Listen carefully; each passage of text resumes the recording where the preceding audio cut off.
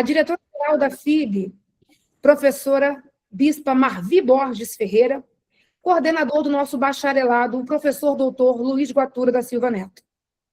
Registramos aqui algumas presenças importantes, como o nosso secretário do campo do Ministério de Madureira, pastor Marcos Santana, bem como outros pastores, mas citando o nome dele, eu estou aqui falando sobre todos que estão fazendo parte desse grupo, figuras ilustres e figuras importantes dentro do nosso ministério.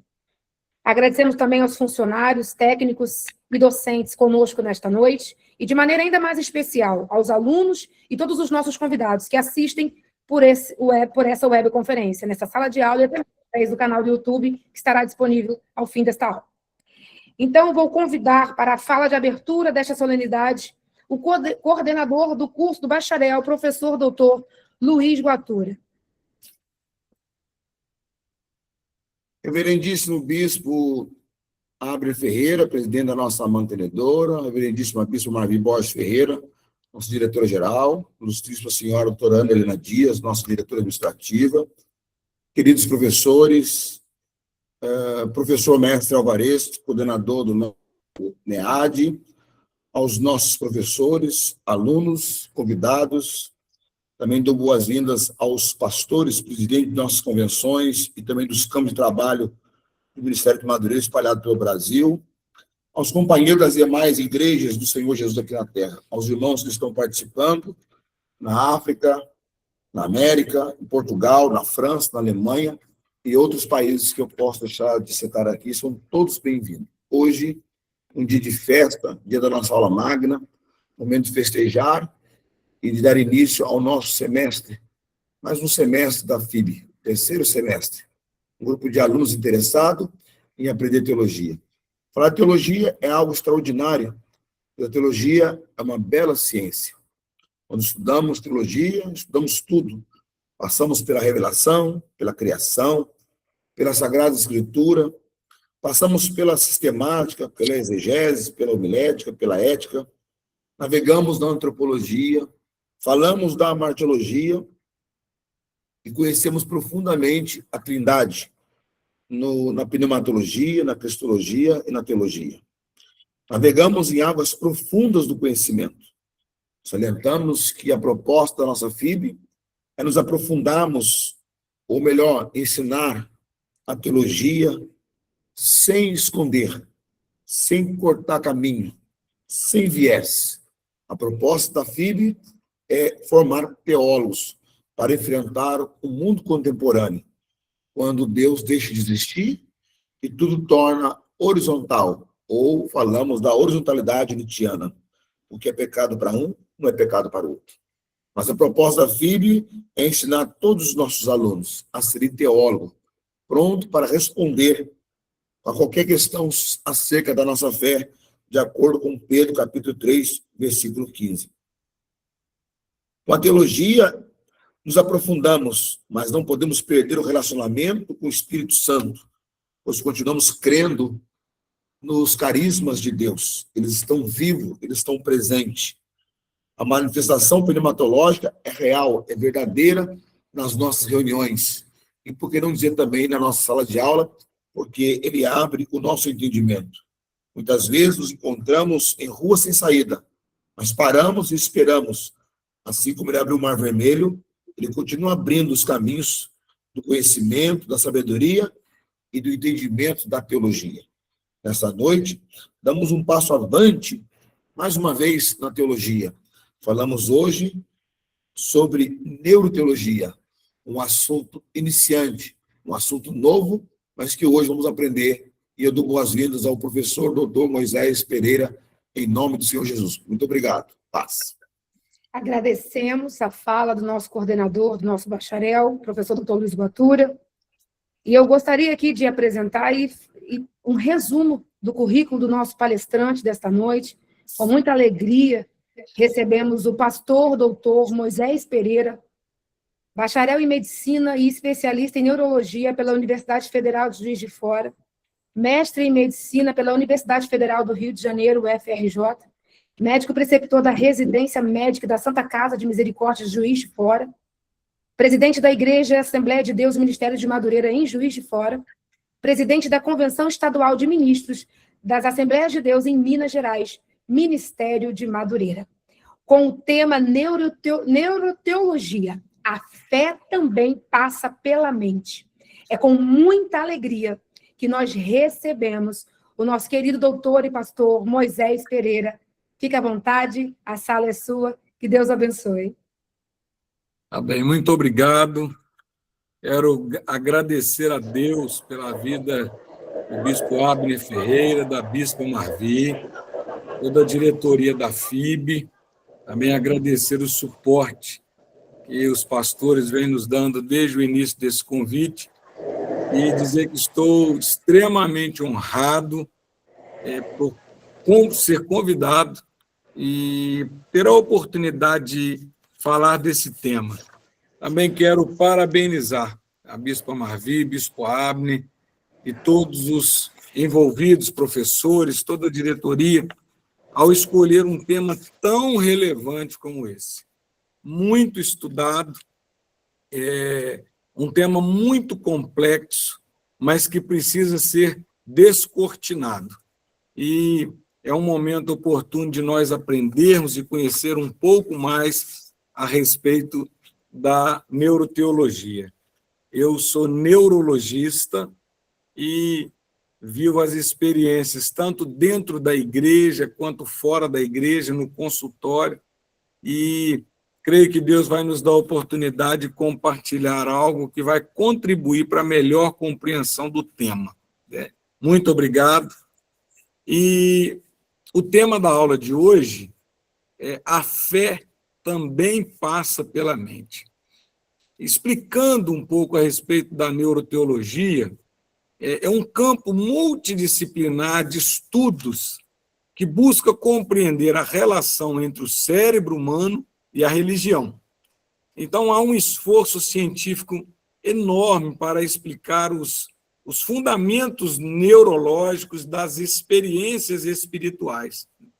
A neuroteologia, ela é, por natureza, multidisciplinar e inclui vários campos da teologia, estudo da religião com as experiências e práticas religiosas, interação com a filosofia, com a cognição, com a neurociência, com a psicologia, com a antropologia. Então, a relação entre a fé e a ciência e a religião sempre foi um grande desafio para a humanidade ao longo dos séculos. Durante muitos e muitos anos, levantou-se uma muralha entre a fé e a religião, como se elas estivessem em lados opostos, digladiando incansavelmente. E, na verdade, a fé e a religião, elas não digladiam entre si. Elas têm ponto em comum e a direção, tanto entre a fé, a ciência e a religião, é o céu, é o próprio Deus, criador de todas as coisas.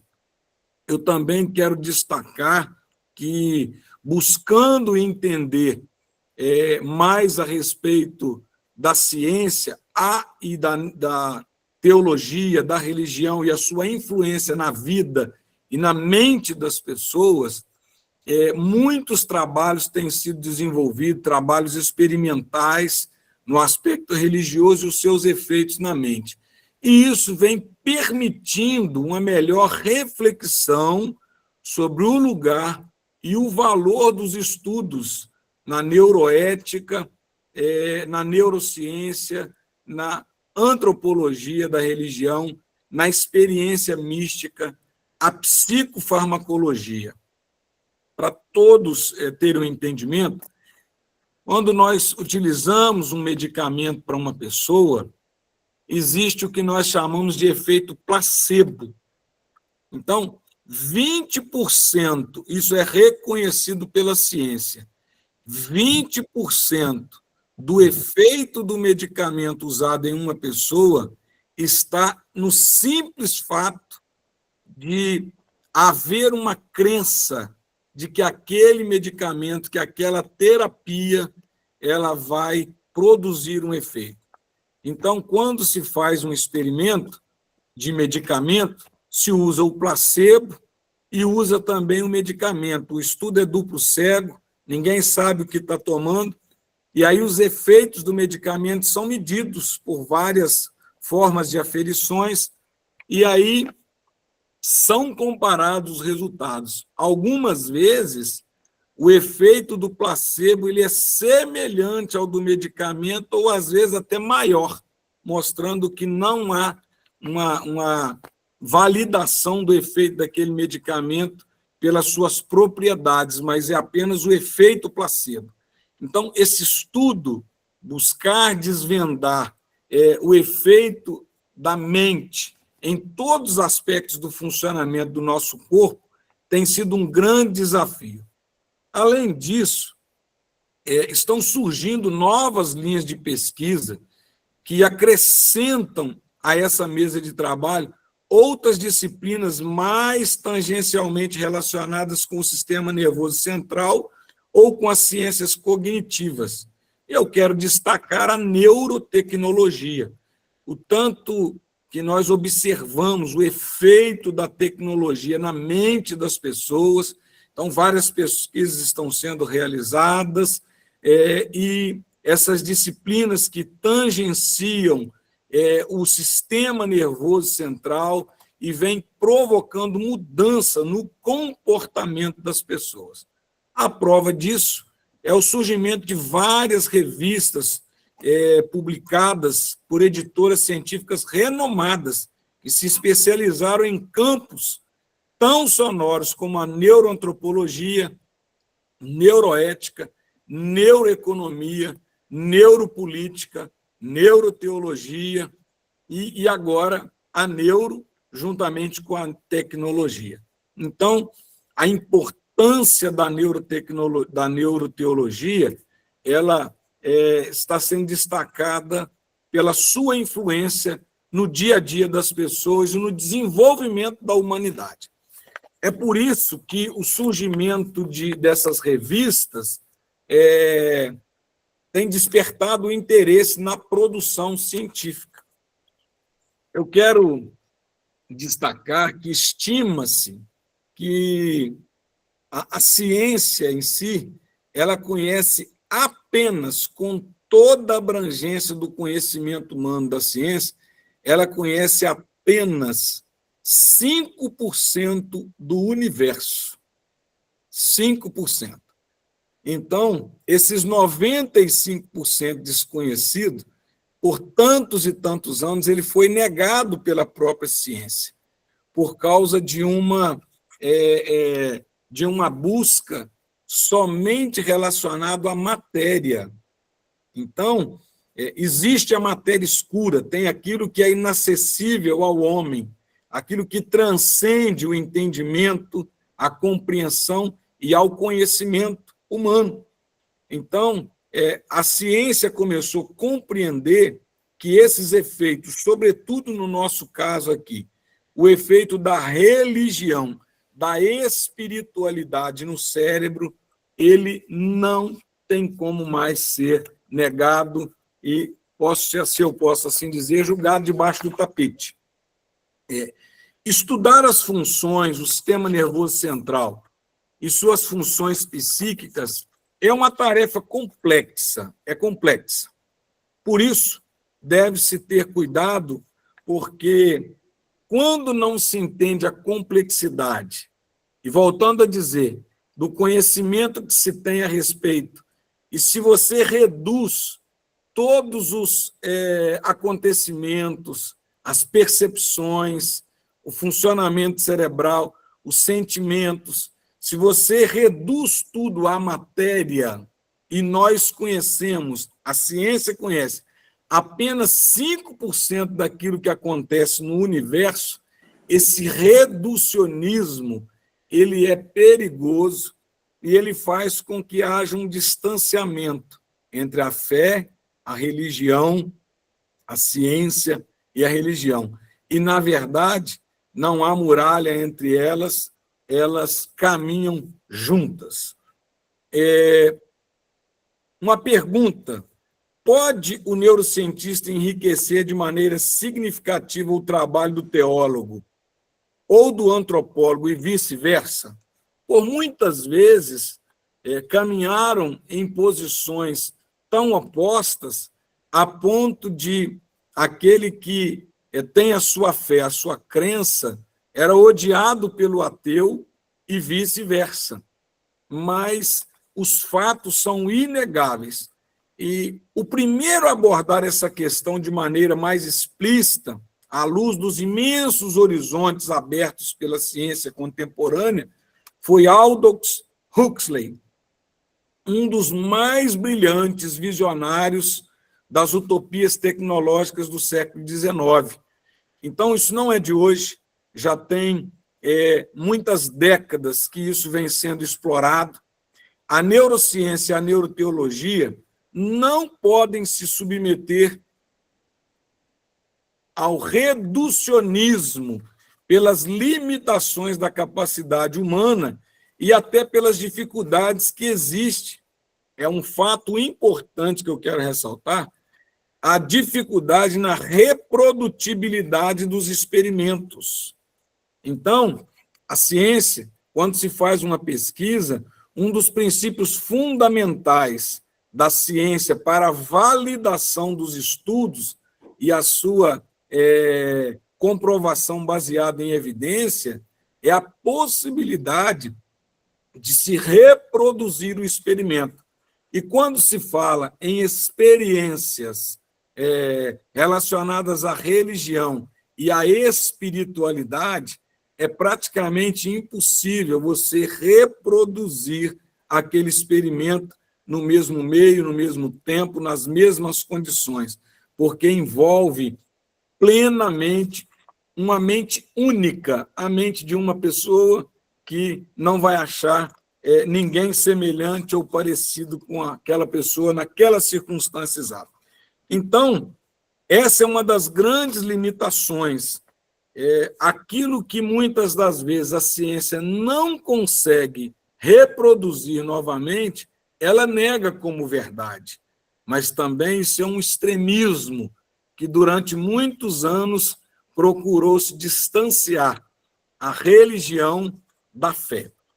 Mas elas devem estar livres desse reducionismo e das extrapolações, mas também de fideísmo e de sincretismo. Algumas vezes, quando nós falamos sobre fé e religião, os designers inteligentes, eles precisam usar algumas vezes saltos na fé para explicar coisas que a ciência não consegue explicar. E conforme eu disse agora há pouco, o conhecimento da ciência a respeito da matéria, ele é muito pequeno quando nós olhamos para o universo como um todo. E aquilo que eu não conheço, eu não posso explicar e às vezes não consigo, mas também não se pode negar. Então, esses obstáculos do diálogo entre a ciência, a fé e a razão, eles precisam ser vencidos. Por outro lado, o fideísmo, ele é uma doutrina teológica e filosófica que defende a preeminência da fé sobre a razão, na busca por verdades religiosas, considerando-as frequentemente incompatíveis.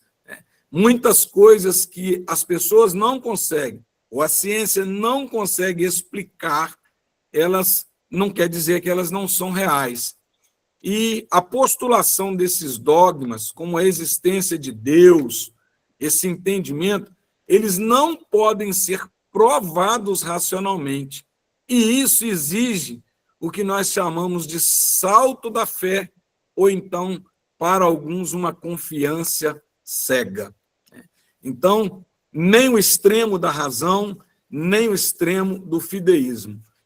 O fideísmo ele sustenta que a razão ela é limitada ou incapaz de compreender assuntos metafísicos e divinos. Aquele termo, a fé é cega. Acreditar sem a necessidade de evidências ou provas racionais sendo a fé como única fonte válida de conhecimento espiritual. Então, a fé não precisa excluir a razão, assim como a razão também não pode dispensar a fé. E a fé, ela faz parte da história e do desenvolvimento da humanidade. As críticas com relação a isso é porque algumas posições, alguns posicionamentos, eles podem ser entendidos como irracionais, paradoxalmente, exigir o uso próprio da razão para justificar, né? Mas é importante nós termos cuidado. Nas últimas décadas, foi testemunhado um grande aumento do interesse acadêmico e no reconhecimento da importância da religião, espiritualidade e das experiências, especialmente na psicologia, na psiquiatria e agora estamos falando na neuroteologia. Nós temos aí dados robustos mostrando que a grande maioria da população mundial, mais de 90%, possui crenças e práticas religiosas e de espiritualidade, e isso tem um impacto significativo na saúde mental. O fato de a fé influenciar tão intensamente na saúde mental vem chamando a atenção da psicologia, na psiquiatria e da neurologia. Essas experiências espirituais, elas são uma fonte importante de crenças e práticas, e a sua investigação por autores renomados, ela tem sido cada vez mais sido motivo de atenção. E isso foi fundamental para o progresso do entendimento e a origem da psicologia da religião e o estudo científico da fé, da religião, da espiritualidade e as suas consequências como um todo. Eu tenho estado bem atento a esse tema, porque a minha especialidade em neurologia, nós lidamos exatamente com fatos que muitas vezes, racionalmente, na nossa limitação do conhecimento e da razão, nós temos dificuldades de explicar, mas elas são experiências e trazem resultados reais, verdadeiros na vida das pessoas. Até onde se pode explorar cientificamente uma experiência? Essa é a grande limitação da ciência. Em que medida nós poderíamos incluir? Qual a aferição que nós poderíamos submeter à espiritualidade, o transcendente, como um fator explicativo além dos psicológicos, sociais ou biológicos? Qual é o alcance legítimo dentro do qual as hipóteses científicas podem ser levantadas? É uma limitação da ciência, e o reconhecimento da ciência nas suas limitações tem feito estudar mais. O que sempre aconteceu na neuroteologia, na psiquiatria e na psicologia, aquilo que não se compreendia e não era possível entender, não se conseguia entender, preferia-se virar as costas e negar uma verdade secular. O impacto da fé, da religião e da espiritualidade na mente das pessoas. Mas, felizmente, esse cenário tem mudado e muitas pesquisas têm sido realizadas mostrando que verdadeiramente a fé e a religião, a experiência com a espiritualidade traz impactos significativos na vida, na saúde e no comportamento das pessoas. É importante, eu quero ressaltar, que uma explicação científica, ela obrigatoriamente tem que ser fisicalista, mas reduzi-la somente à matéria e ao físico é um reducionismo antiproducente. Nós não podemos ser nem somente fisicalistas e, consequentemente, reducionistas, e também não podemos ser somente fideístas. Quem compreende o universo? O que nós conhecemos do universo? O conhecimento do homem, de toda a ciência a respeito do universo, ele é muito pequeno, próximo da sua grandeza. E aquilo que transcende o corpo, que transcende o físico, é muito mais complexo e difícil do ser humano compreender. Seria uma grande falha da ciência pensar que só se faz ciência com a matéria e com o fisicalismo. A maioria, isso é importante, a maioria dos grandes cientistas da humanidade não eram fisicalistas, não eram materialistas. Por isso que se deve ter o cuidado com o cientificismo materialista, porque reduzir a nossa existência, o impacto da religião, da fé, somente aquilo que se pode medir e aferir à luz da matéria e do físico é perigoso e contraproducente. Eu também quero dar o exemplo aqui de Lord Kelvin. Era um matemático e físico, um grande cientista do século XIX. E ele chegou trazer uma frase, uma expressão consigo que marcou muito a sua época. E ele afirmava, lá no século XIX, que a ciência já havia descoberto quase tudo, faltava apenas alguns ajustes de medidas decimais. Logo depois, veio Einstein com a teoria da relatividade. É por isso que é importante ter o cuidado com a arrogância do saber. Na verdade, a humanidade, nós não estamos no final da história, nós estamos no meio dela. Com isso, surgiu um termo chamado Kelvinite, que é a doença de Kelvin. Achar que sabe tudo.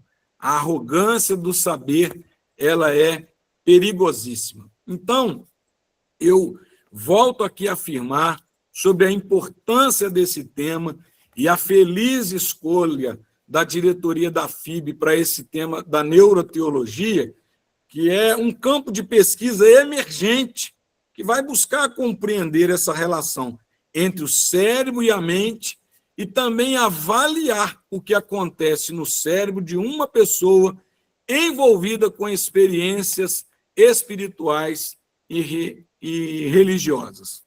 Dr. Augusto Cury, frequentemente, ele afirma, e baseado em estudos, que o cérebro possui áreas específicas que, quando estimuladas, ativam circuitos de bem-estar relacionados à crença, oração e à esperança.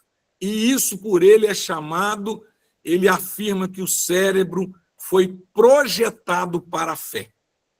O cérebro foi projetado para a fé. E quem projetou o cérebro, Salmo 139 mostra para nós quem criou tudo e que antes de sermos, quando ainda éramos uma porção informe, no ventre da mãe, Deus já conhecia tudo. A espiritualidade, ela não tem a ver apenas com a experiência ou a expectativa da transcendência da vida, mas ela se volta para o presente, para o aqui, para o agora. E a ciência tem despertado exatamente por isso, porque a fé, a ciência e a religião, ela não traz impacto na vida da pessoa só no futuro, mas no hoje, no agora. Então, assim como o cérebro é importante para a educação, ele também possui a sua importância na formação da espiritualidade. Por isso que o tema A Fé Também Passa pela Mente está sendo abordado nesse dia de hoje. A experiência religiosa, ela pode ser muito ampla, e ela não trata apenas de oração ou de sentir-se em paz na presença de Deus, mas também na nossa realidade corpórea e existencial como um todo. A religiosidade, a espiritualidade, ela impacta na vida das pessoas e ela impacta na sociedade como um todo e ela impacta nas gerações, na saúde mental, no aspecto econômico. A neuroteologia tem uma íntima relação com o aspecto também da educação, aspecto econômico. Não é somente a crença, mas é o impacto que ela provoca na vida das pessoas. Quero deixar essa frase bem marcada e para que seja lembrada por todos. Nunca estamos no final da história, nós estamos no meio dela. Também quero chamar a atenção aqui quando nós pensamos no aspecto da Trindade. A Trindade é a identidade do Deus bíblico e o fundamento da vida cristã. Um só Deus em 3 pessoas, Pai, Filho e Espírito Santo, que se revela e é adorado em vários textos bíblicos tem. Então, longe de ser uma curiosidade técnica, a Trindade é a fonte da beleza divina, da alegria, da comunhão com Deus, pois o amor eterno entre o Pai e o Filho é compartilhado pelo Espírito. Então, se nós formos olhar para a matéria, nós temos altura, largura e profundidade. 3. Quando nós olhamos para a divisão do nosso corpo, lá no comecinho do nosso aprendizado, o corpo é dividido em cabeça, tronco e membros. 3. O cérebro, ele é dividido em cérebro, tronco cerebral e medula espinhal. 3. O tronco cerebral, ele é dividido em mesencéfalo, em ponte, em bulbo. 3. Então, nós vemos a identidade de Deus, da Trindade, em todos os aspectos da nossa existência. Quando nós olhamos para o átomo, ele é composto de prótons, elétrons e nêutrons. Em tudo que nós olhamos, observamos, nós vemos a Trindade, vemos a mão de Deus. E isso, mesmo que a ciência quisesse negar, é uma existência inegável, é uma realidade. Especificamente a respeito da neuroteologia, ela é capaz de integrar as descobertas recentes da psicologia eclesiástica, da neurociência, onde a graça de Deus, a espiritualidade e a ciência são fontes de resiliência e superação no adoecimento físico e psíquico. Além disso, estudos mostram os efeitos e o poder da oração na cura e até na prevenção de enfermidades da alma. Quero ressaltar que pesquisas em neurociências, elas indicam que a oração regular, isso é científico, com pelo menos 12 minutos diários, promove mudanças benéficas no cérebro, com um aumento da perfusão sanguínea cerebral nas áreas do córtex pré-frontal e aumenta a atividade cerebral no córtex pré-frontal. O córtex pré-frontal é uma área do cérebro responsável pelo raciocínio, pelo planejamento, pela tomada de decisões. É por isso que a oração ela promove um impacto muito grande no comportamento das pessoas. Essa prática da oração, ela reduz o estresse, a ansiedade, a depressão, ativa áreas relacionadas à calma, diminuição dos níveis de estresse, a regulação emocional e promove o que nós chamamos de neuroplasticidade. Durante a oração, áreas do cérebro são integradas e uma delas, ninguém consegue fazer uma oração sem memória. A oração, ela evoca a memória. Então, é importante. Por que eu estou chamando a atenção aqui a respeito da oração?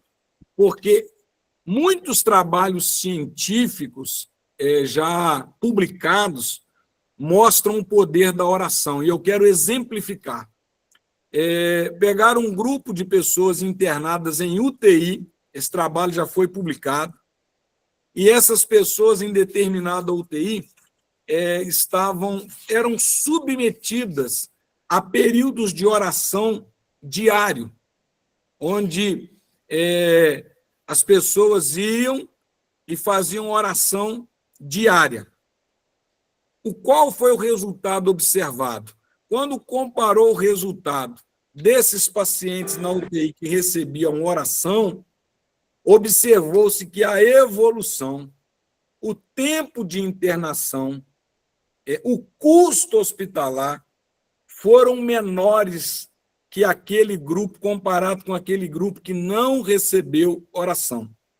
E o que mais interessou, consequentemente, com esse resultado que eu apresentei, foi que o custo hospitalar das pessoas que recebiam oração diária foi menor do que esse grupo. Como a experiência foi muito marcante, fizeram a experiência de outra forma. E aí vai a transcendência do experimento. Escolheram uma UTI onde as pessoas que iriam orar, elas não iam presencialmente, mas oravam à distância para aquele grupo e não faziam para o outro grupo de controle da pesquisa. Qual foi a surpresa do resultado? Aquele grupo que, mesmo à distância, recebia oração, ele também teve uma diferença significativa comparado com um grupo que não recebeu oração. A neuroteologia, o impacto da religião, da espiritualidade no cérebro, e, sobretudo, voltando a falar aqui a respeito do efeito da oração, que é importante, aumenta o foco, melhora a tomada das decisões, melhora a empatia e melhora o controle de impulsos. Anteontem, nós tivemos na reunião de obreiros com o bispo Abner uma aula sobre domínio próprio. E a oração, ela impacta exatamente no domínio próprio. E ele disse que o próprio nome diz, é domínio próprio. Não é o Espírito Santo fazendo em você, é você tomando as decisões.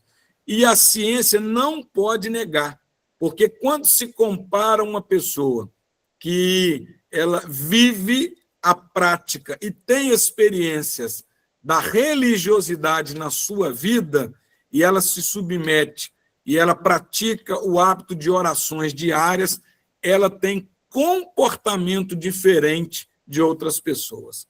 Também ela promove a redução dos níveis de estresse e de ansiedade. Um outro efeito dentro da neuroteologia, a fé passa pela mente, o efeito da oração. Ela promove neuroplasticidade, porque ela evoca não somente a memória auditiva, mas a memória visual e a memória experiencial de uma pessoa. Então, e ela promove tanto a neuroplasticidade quanto a reorganização de circuitos, de conexões cerebrais. E os estudos mostram que a repetição da oração fortalece novas conexões sinápticas, transformando-as em padrões de pensamento e de comportamento. É muito interessante isso. Quando a pessoa tem a prática de pelo menos 12 minutos de oração por dia, isso será suficiente para fortalecer conexões sinápticas entre áreas do cérebro, transformá-las em padrões de pensamento e comportamento. E eu quero entrar aqui, depois eu vou falar um pouco, nesse padrão, é o perdão, também dentro da neuroteologia, o impacto do perdão e o que ele produz e o mecanismo cerebral do perdão. Aumento dos neurotransmissores, a oração libera dopamina e neurotransmissores relacionados ao prazer e ao bem-estar, proporcionando sensação de paz, de tranquilidade e de esperança. A oração também melhora o fluxo sanguíneo cerebral no córtex pré-frontal. E o aumento da circulação beneficia a saúde mental e a resiliência ao estresse. Então, um dos objetivos práticos da neuroteologia é exatamente buscar a interação da espiritualidade na prática como uma ferramenta para prevenção da saúde física, mental e espiritual. Se os coordenadores me permitirem, eu quero fazer uma apresentação compartilhando alguns slides aqui e explicando a respeito, dentro da neuroteologia, a fé passa pela mente, mostrar aquilo que acontece no nosso cérebro. Sim, pastor Moisés, tem liberdade. Então, eu quero falar um pouquinho agora, especificamente, eu vou compartilhar a tela, isso, sobre o universo, a neuroteologia e a complexidade existencial. Conforme eu falei aqui agora há pouco,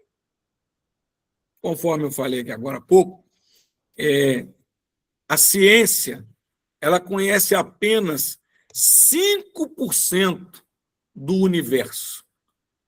E por não conhecer os 95%, essa matéria escura ao conhecimento da ciência, também ela não pode negar.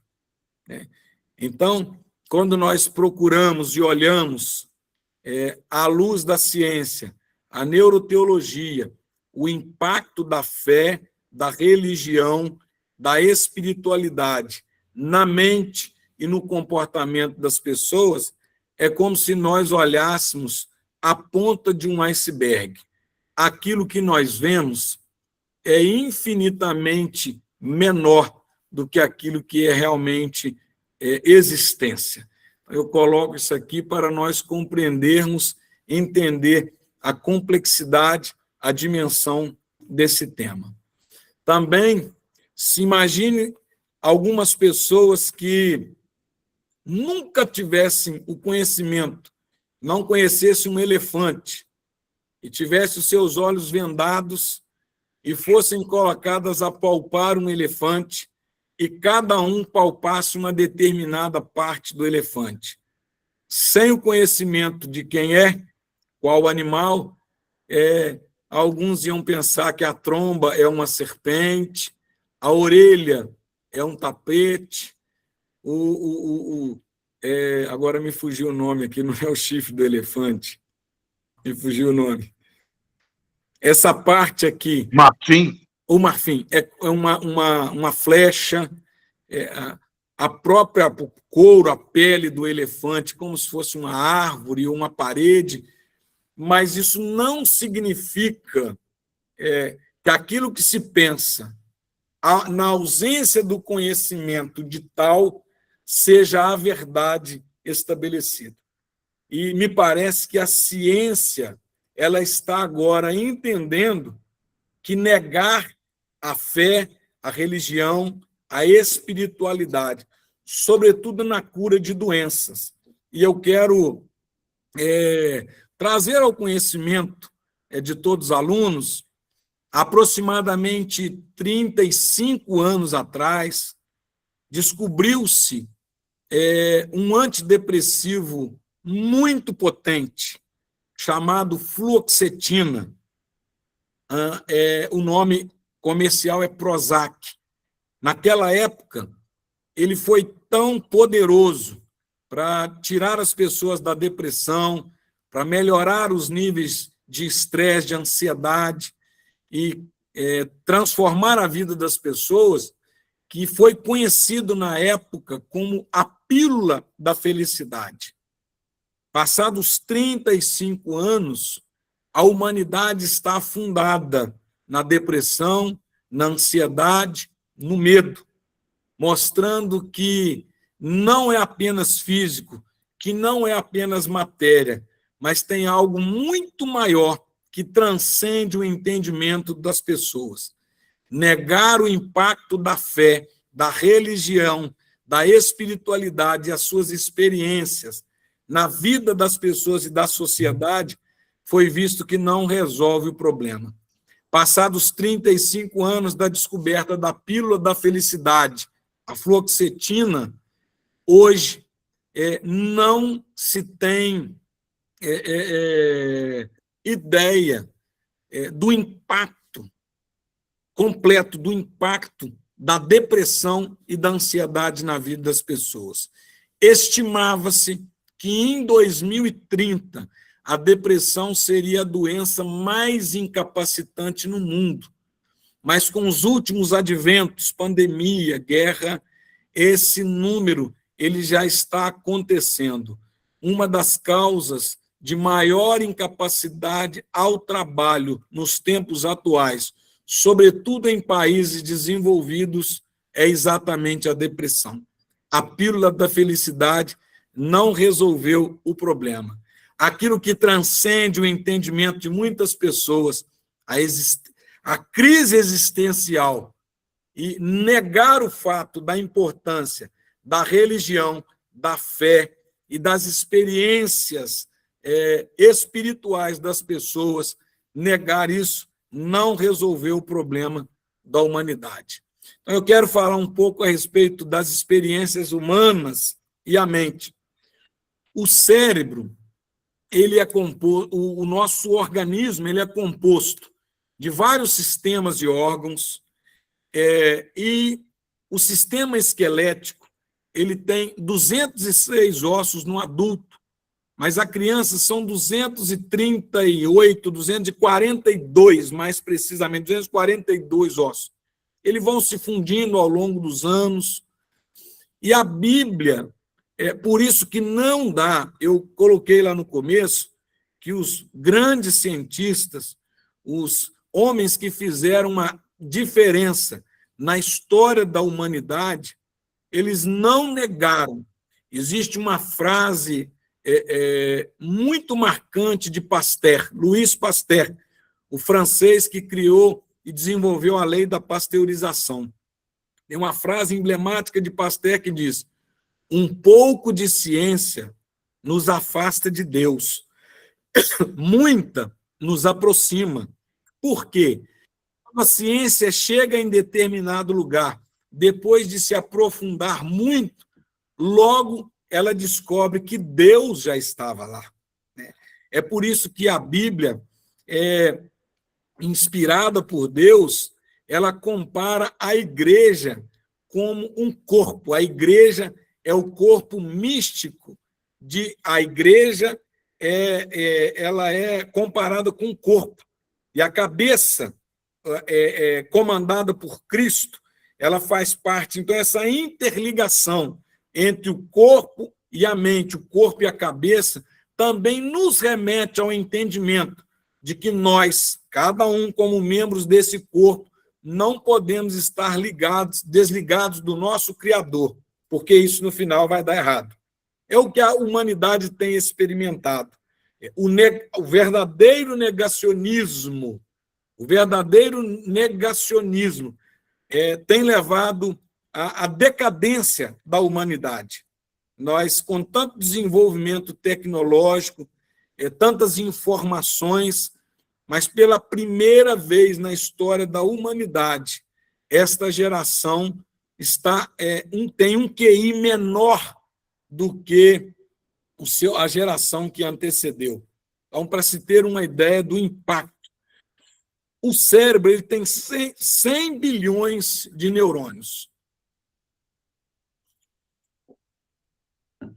O sistema nervoso ele é dividido em sistema nervoso central, o cérebro, a medula espinhal e os nervos periféricos, que vão carregar os comandos da parte central do cérebro para as extremidades do corpo. Nós temos 3 tipos de memória: a memória imediata, a memória recente e a memória remota. Eu sempre gosto de afirmar, e é uma verdade, que a memória é uma das evidências científicas da existência e da mão de Deus na criação do ser humano. Os naturalistas, os fisicalistas, eles não conseguem explicar o surgimento da memória. Por quê? Surgimento é um rótulo, não é uma explicação. Então, quando na explicação e no entendimento da ciência, para aqueles que acreditam na teoria da evolução, quando você chega em determinado momento, ninguém consegue explicar, se fosse na evolução, qual foi a mudança, como procedeu a mudança na inteligência dos seres chamados irracionais para os seres irracionais para seres racionais. A ciência não consegue explicar. Em algum momento disse que surgiu a memória, mas, na verdade, o surgimento não é explicação de nada. Então, dentro da neuroteologia, eu quero abordar um tema específico agora. Falei da oração e eu quero falar do perdão. Perdoar não é fácil, perdoar não é esquecer. Então, eu quero que seja entendido aqui a respeito dos mecanismos neuropsíquicos e somáticos ligados ao próprio corpo do perdão. Nós temos algumas áreas no cérebro, região frontal, região parietal, região occipital, região temporal, e cada área dessa ela tem uma função específica. O córtex pré-frontal que eu aqui menciono, ele fica na parte anterior do cérebro e ele é responsável pelo raciocínio lógico, pelo planejamento, pelo cálculo, pelo filtro daquilo que entra dentro do cérebro. Quando alguém recebe uma informação, ou ele tem uma experiência, ou ele precisa de fazer um raciocínio lógico, ou ele precisa calcular uma ação, ou ele recebe uma informação, ela entra pelo córtex pré-frontal, ela é processada e, de acordo com a intensidade daquela experiência, o cérebro vai julgar essa informação ou fora e desprezá-la totalmente, ou então o cérebro vai mandar para uma área de processamento que envolve o sistema límbico, que é o das emoções, e o hipocampo, que é o da memória, a área da memória. Então, o córtex pré-frontal, ele recebe a informação, ele analisa a informação, processa essa informação e volitivamente, voluntariamente, por decisão, nós vamos é tomar a decisão. Nós vamos guardar essa experiência, nós vamos manter essa experiência, ou eu vou desprezar esse ocorrido, esse fato. Na memória imediata, quando alguém te dá uma sequência de números, seja de telefone ou te fala uma data, e logo após você toma nota daquele número, mas passados poucos minutos, poucos instantes, você desprezou porque aquela informação era necessária só para aquele momento. A memória recente é aquela que aconteceu há algumas horas, ou no dia anterior, ou bem próximo. Essa informação, o cérebro entende que ela tem um grau de importância tal que ele vai enviar essa informação para uma outra área do cérebro. E aí já envolve o hipocampo, já envolve o sistema límbico. Agora, olha que interessante. Estamos falando que a fé passa pela mente. Falamos do efeito da oração no córtex pré-frontal. E agora eu estou explicando a respeito do perdão, do impacto do perdão. Quando você tem uma experiência que ela é muito marcante, aquilo vai ser guardado na sua memória, na memória remota. A memória imediata ela é bem instantânea, a recente é de curto prazo, e a memória antiga ela está intimamente relacionada com a relevância da experiência. E olha que interessante. Quando uma memória passa de uma área para outra, da memória imediata, recente para remota, vejam bem, se houver reforço daquilo que se ouve, que se tem de experiência, se houver repetição daquela experiência, aquilo começa a tomar uma importância tal que ele vai ser jogado para a nossa memória recente. E durante o sono é o momento em que mais se transfere dados da memória recente para a memória remota. Por isso que dormir bem faz bem para a memória. Então, quando você está dormindo, se você levou consigo alguma experiência que você considerou extremamente relevante ou importante, ou você voluntariamente não desprezou aquele fato, aquilo vai ser levado para a sua memória remota e vai ficar marcado. Quantos fatos da nossa infância e da nossa adolescência nós guardamos conosco, porque ele foi muito marcante. Agora, olha que interessante, falando de neuroteologia. O que a Bíblia descreve e ensina para nós? Irai-vos e não pequeis. Não se ponha o sol sobre a sua ira. Como negar que a ciência, a espiritualidade e a religião ela não traz impacto na vida? Uma recomendação bíblica dizendo, se você não processar isso bem no seu córtex pré-frontal, isso vai ser levado para a sua memória recente. E quando se pôr o sol, você for para a sua cama dormir, isso vai ser transferido para a sua memória recente. A ofensa que você recebeu no dia anterior vai ser lembrada por você no dia seguinte. E no outro dia a memória vai estar lá. E aí você vai ter mais dificuldade.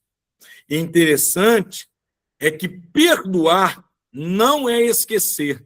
Perdoar é tomar a decisão neurobiológica que você não vai permitir que o seu córtex pré-frontal transfira essa informação e essa experiência para outras áreas do seu cérebro. Perdoar não é fácil, porque é necessário entender a graça de Deus. Perdoar é uma decisão. Quando eu falei aqui agora, dentro da neurobiologia, dentro do processo da memória, da influência, da fé, da religião, eu disse que quando nós repetimos determinados hábitos, esses hábitos eles também servem de reforço para a memória. E falei dos 12 minutos de oração. Então, quando você transforma isso em um hábito, ele vai transformar, vai agir na neuroplasticidade cerebral e ele vai mudar comportamento. Foi por isso que Jesus falou com Pedro. Pedro, pensando que ia ser bonzinho, ele falou com Jesus, falou: Senhor, eu sou muito generoso, eu estou disposto a perdoar o meu irmão 7 vezes. E aí Jesus vira para Pedro e diz para ele: Pedro, não é 7, mas é 70 vezes 7. O que Jesus estava dizendo para Pedro? Pedro, a repetição desse hábito vai torná-lo habituado a não permitir que os seus impulsos, cortar a orelha de Malco, seja uma atitude da sua vida. Você não vai fazer isso mais, Pedro. Esteja disposto sempre a perdoar, não 7, mas 70 vezes 7. É como se Jesus estivesse dando uma aula de neurologia para Pedro, dizendo para ele: Pedro, libera o perdão, porque isso é libertador. Pedro, não prenda a sua mente ao rancor, à mágoa. Não se ponha o sol sobre a sua ira, porque o dia de amanhã vai ser melhor do que hoje. Crente que compreende isso pode ser chamado de povo mais feliz da terra. A decisão do perdão é individual e é um exercício que deve ser praticado sempre com a disposição para tal. Então, perdoar, orar, ler a Bíblia, viver a experiência da espiritualidade e da religião muda o comportamento das pessoas, das famílias, da sociedade e até mesmo de gerações. Deus nos ensina. Eu quero dizer que o perdão, ele é tão difícil, que foi necessário o próprio Deus se fazer homem em Cristo Jesus, descer à terra para ensinar, nos perdoar. Eu quero fazer menção aqui ao livro do Augusto Cury sobre o maior psicólogo que já existiu, né? Ele, estudando a mente de Cristo, ele que era ateu, estudando a mente de Cristo, ele percebeu que havia algo que transcendia, que ia muito além do fisicalismo, do materialismo, que ia muito além do naturalismo, da matéria, né?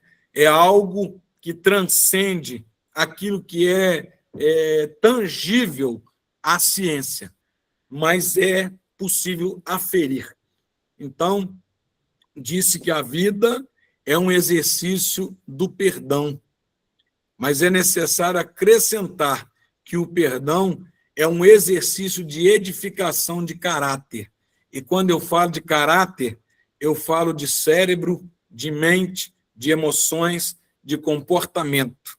Por isso que a neuroteologia tem se tornado um tema tão relevante a ponto do nosso bispo, nossa bispa, tão extraordinariamente pensar e trazer ao conhecimento dos irmãos e despertar o nosso interesse. Eu posso dizer que o caráter tem íntima relação com o comportamento, com o cérebro. E esse exercício nada mais é que negar a si mesmo e dominar as suas emoções. E eu já estou encaminhando para encerrar, dizendo que o perdão é ciência pura, é neurotransmissão, é ativação de circuitos cerebrais, liberação de neurotransmissores da graça de Deus. Ser cristão é perdoar o imperdoável, pois Deus fez isso por nós. Perdoar não é um sentimento, mas uma atitude diante do Senhor. Perdoar é uma decisão. Amar é uma decisão. E quando nós olhamos à luz da ciência, da religião, do funcionamento cerebral, esses dois sentimentos são os que mais impactam na vida das pessoas. Perdoar e amar. Foi o que mais Cristo fez. Ele amou como ninguém amou, porque ele tomou a decisão de amar. E ele perdoou como ninguém perdoou, porque ele tomou a decisão de perdoar. E a Bíblia diz que nós temos a mente de Cristo. Perdoar é uma decisão, é intransferível. Ninguém nasce sabendo perdoar. Perdoar é um exercício, é um treinamento cerebral. Perdoar é você trabalhar o córtex pré-frontal como um bom filtro para a saúde da sua mente e, automaticamente, saúde cerebral. Eu quero compartilhar uma experiência. Posso, professor? Sim, pastor Moisés, pode fazer, tenha vontade, tenha vontade. E a experiência que eu já vou encerrando. Alguns anos atrás, eu recebi no meu consultório um senhor, o primeiro nome dele aqui apenas Geraldo, de 70 anos, trazido pela sua filha. E esse senhor, ele chegou e as filhas dele, ele foi encaminhado para mim como alguém que estava iniciando um processo de demência. A memória estava falhando, ele estava com o seu humor deprimido, falha de memória, perda de interesse, prejuízo no seu raciocínio lógico. E durante a consulta, eu fui fazendo uma avaliação pormenorizada e depois de uma entrevista e do exame, eu entendi que ele não estava sofrendo um processo de demência. O cardiologista encaminhou achando que era o início de um processo de Alzheimer. E eu, conversando com esse senhor, 3 filhas o acompanhando, eu perguntei: senhor Geraldo, o senhor teve alguma situação que marcou muito o senhor, que está martelando muito a sua mente? Ele falou: não. E a filha dele falou assim: pai, teve, pai. Ele falou: o que foi? Pai, aquele negócio do pastor lá que aconteceu. O senhor Geraldo tinha 70 anos e durante muitos e muitos anos ele foi líder de jovens e de adolescentes, se enturmava muito com os jovens e ele pertencia a uma igreja que ela tem por hábito de tempo em tempo trocar o pastor. Venceu o tempo, troca o pastor. E o que aconteceu? Que o pastor novo que chegou, olhou e falou assim: está errado. O senhor Geraldo com 70 anos, no meio de jovem, adolescente, fazendo retiro, nós vamos trocar. E aí ele tirou o senhor Geraldo da liderança abruptamente, e o senhor Geraldo levou aquilo para o coração. O córtex pré-frontal não filtrou bem. Foi para a memória imediata, recente, memória remota. E depois ele conseguiu abrir para mim, e ele falou assim: olha, realmente isso me fez muito mal. E eu coloquei aqui agora há pouco. Recebo inúmeros casos de pessoas doentes e morrendo, onde o remédio é o perdão, mas eles acreditam que isso amarga tanto, a ofensa amarga tanto, dói tanto, custa tanto, que é difícil e não consegue fazer uso desse remédio chamado perdão. E quando eu conversei com o senhor Geraldo, eu disse para ele: eu tenho um remédio para o senhor, não custa nada. Eu falei: ele é de graça, não tem efeito colateral e o senhor pode usá-lo. E ele logo me perguntou: o senhor me garante que esse remédio vai resolver o meu problema? Eu falei: vai resolver o problema do senhor. E eu peguei um receituário, escrevi para ele assim, ó: perdão. Dobrei e falei com ele: se o senhor não for curado eu serei o seu médico gratuitamente o resto da sua vida.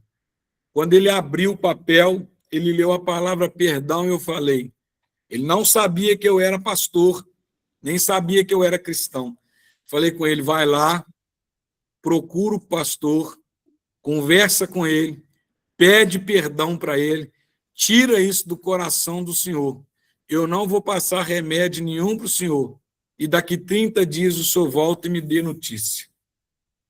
Confesso para vocês que, assim como foi aquela experiência da oração na UTI, o resultado com o senhor Geraldo me surpreendeu. 30 dias após, o senhor Geraldo voltou com a memória restaurada, com o ânimo restaurado, com a esperança restaurada. E eu o acompanhei por mais de 8 anos, sem a demência bater na sua porta. Então, é impossível negar que a fé, a religião e a ciência caminham juntos e que essas experiências, elas não envolvem somente crenças, elas envolvem neurotransmissores, circuitos cerebrais, neuroplasticidade.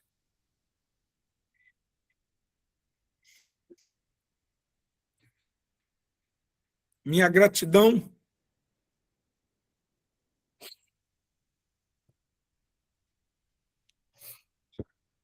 os irmãos me perdoem. Minha gratidão ao bispo Abner, à bispa Marvi Ferreira, pelo honroso convite. Agradeço toda a equipe da FIB pelo suporte, pelo apoio, e dizer para os irmãos, bispo Abner, bispa Marvi, para toda a diretoria da FIB, que eu me senti extremamente honrado de poder estar aqui compartilhando com os irmãos um pouquinho do conhecimento. Muito obrigado. Gratidão, pastor Moisés. A gratidão é nossa por esse momento tão extraordinário. Eu tenho certeza que todo mundo queria abrir o microfone agora, gritar, dar uma salva de palmas, porque que aula transformadora, e somos gratos a Deus. Pessoal, eu sei que muita gente quer fazer pergunta. Esse tema já vai ficar aqui uma sugestão para a coordenação do curso, a gente fazer um segundo momento, um segundo encontro com essa temática com o pastor Moisés, porque tenho certeza que as pessoas têm muitas perguntas a fazer, mas graças a Deus a sala está bem cheia. Então, a gente vai por uma questão de ordem mesmo, não abrir para perguntas, mas eu tenho aqui algumas perguntas que nós pegamos aqui no chat. Se alguém quiser colocar, a gente pode pegar mais 2 aqui no chat agora, mas aqui já tem uma, e eu gostaria de fazer ao pastor Moisés. Tudo bem, pastor Moisés? Sim. Olha, uma de nossos alunos perguntaram assim, pastor, pode-se dizer que o perdão controla nossos impulsos? É um exercício. Ninguém nasce sabendo perdoar. Eu costumo, para o melhor entendimento, eu costumo compreender que o perdão ele pode ser comparado com o processo do desenvolvimento da criança para andar.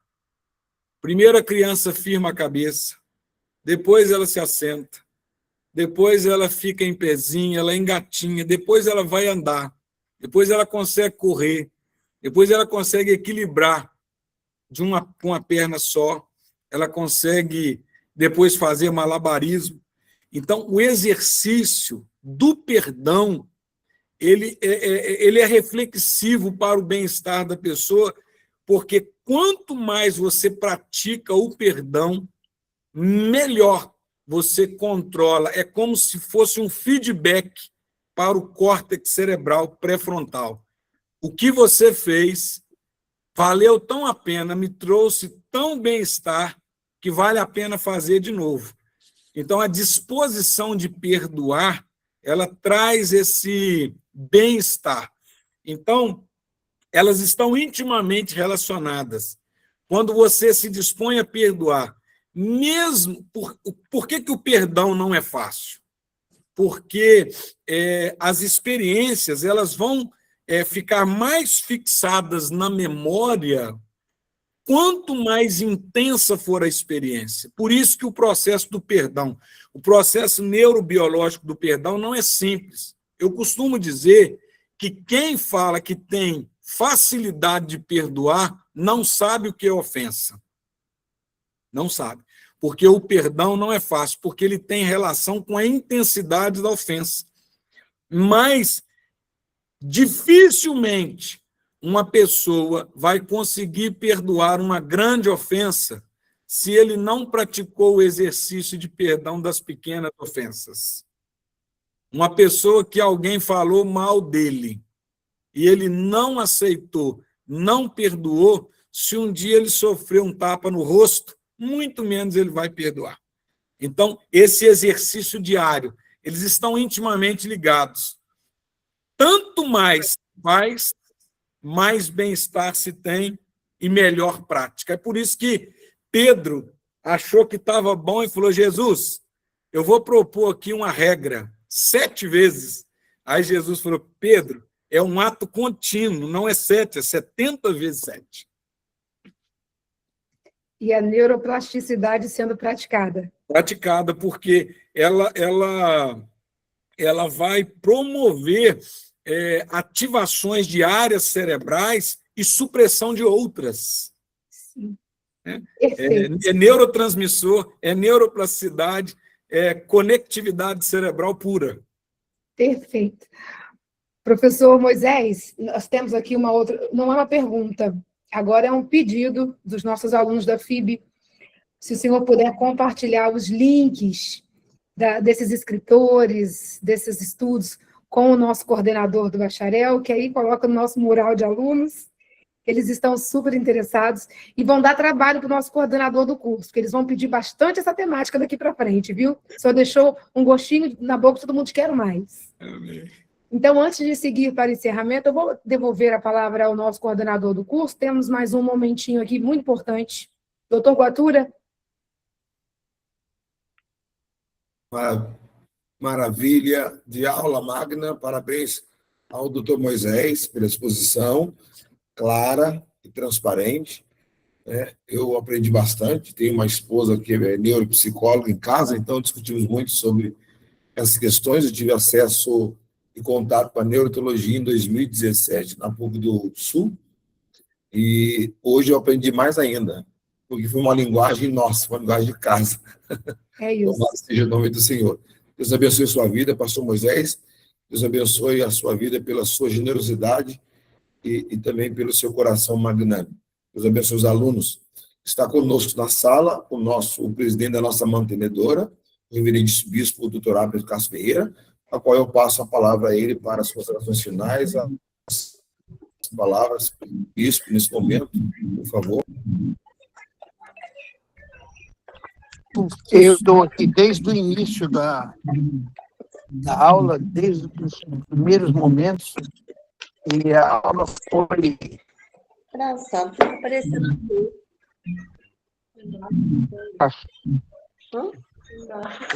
Moisés, eu não consegui sair. Eu comecei a assistir lá no escritório de trabalho, entrei dentro do carro, vim para casa, entrei dentro de casa, e estou aqui até agora e profundamente satisfeito e louvando a Deus pela vida, pela instrumentalidade de Deus,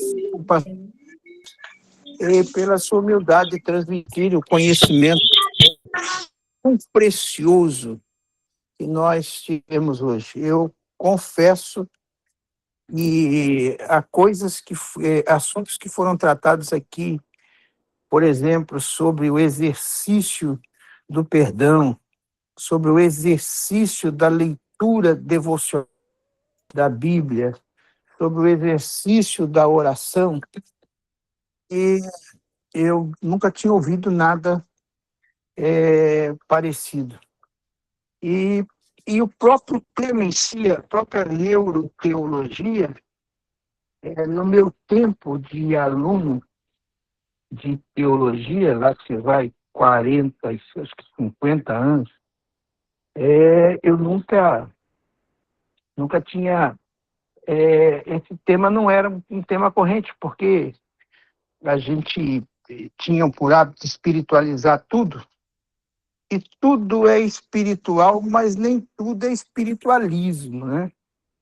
Então, hoje, você poder aliar a ciência com a fé é absolutamente extraordinário numa época que, como bem disse o Dr. Moisés, a sociedade, o mundo das pessoas, em vez de evoluir, estão involuindo, né? Estão voltando para trás. Parece que a avalanche de conhecimento que nós temos, não conhecimento não, informação, que nós temos está fazendo com que a humanidade, em vez de adquirir mais conhecimento, está adquirindo menos conhecimento. É muita superficialidade e muito pouco conhecimento que se pode produzir em sabedoria. Eu acho que, nesse sentido, a nossa faculdade do IB, o nosso Instituto Bíblico Ebenezer, traz uma contribuição de maneira ímpar e espetacular. Moisés, vou descansar com a alma alegre pelo aprendizado. Deus te abençoe. Eu não estou pedindo, não, eu já estou pedindo de pastor, é quase ordem. Vocês fazem favor de marcar outra aula, porque eu quero assistir, quero dar continuidade, né, no aprofundamento desse tema que é tão importante e tão relevante. E parabéns ao Instituto Bíblico Ebenezer, à Faculdade do IB, à Bispa Marvi Ferreira, a todo o corpo docente desta instituição, que traz com tanta propriedade, com tanta profundidade, um assunto que até então pouquíssimas pessoas ainda têm acesso a esse tipo de conhecimento. Que bom que todos os pastores, líderes de departamentos pudessem analisar coisas sobre esse prisma, a vida ia ficar mais leve e a gente ia ter muito mais instrumentos para ajudar as pessoas a saírem dos conflitos internos que amedrontam as pessoas diariamente. Doutor Moisés, obrigado, amigo, por transmitir o seu conhecimento para todos nós. Foi muito produtivo e eu louvo a Deus por isso. Eu termino parabenizando a todos os alunos, aqueles que atentamente estão fazendo. Eu só queria que me desse uma dica depois, no final, que está aqui agora, mas me passa, como é que faz para tirar esse monte de coisinha aqui da minha tela, que fica o tempo todo tocando aqui, as pessoas falando e mandando coraçãozinho, mandando coisa, e eu estou desesperado aqui, porque eu queria aprender mais, mas fiquei lutando com esse negócio aqui. Alguém tem que passar um caminhozinho disso aí para ver como é que a gente fica liberto disso. Ô, bispo, isso é a neuroteologia, ó, já está tirando o foco, né? Impressionante. Muito obrigado, bispo. Muito obrigado pelas palavras, muito obrigado pela honra, pelo privilégio, bispo. Muito obrigado, senhora bispa. Um grande abraço, amigo. Deus te abençoe. Uma noite de paz para todos. Parabéns. A aula magna no sentido mais nobre da palavra. Um abraço. Fiquem com Deus. Amém.